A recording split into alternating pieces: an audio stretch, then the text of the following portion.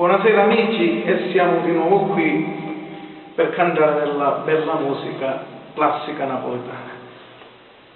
Questa sera vi farò ascoltare un classico serio, una canzone molto impegnativa, una canzone che vi posso dire amici, che tocca veramente il cuore per chi capisce vero la musica classica napoletana.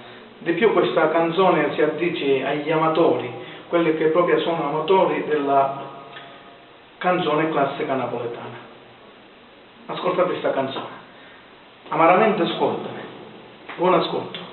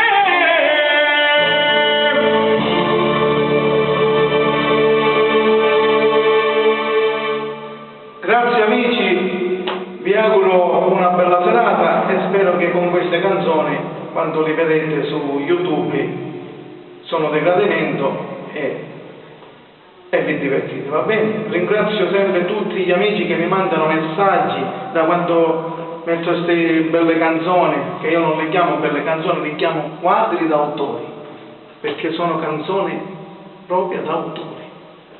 Poi non parliamo la vera canzone classica napoletana, per me è la classica, per carità ognuno piace, è giusto, c'è quella moderna, ma la classica resta sempre numero uno.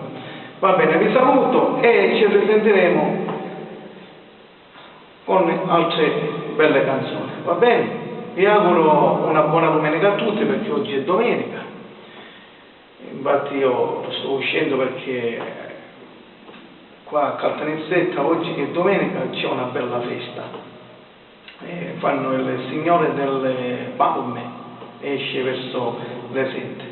Mi vado a vedere questa festa, anzi speriamo che questa Pasqua porta pace in tutte le case delle persone, che abbiamo bisogno tanta pace, perché c'è troppa cattiveria nel mondo e malvagità, assai c'è. Spero che questa Pasqua diventeremo un po', non dico un poco buoni, va bene? Vi auguro buona serata e una buona Pasqua a tutte le case delle persone. Buona serata.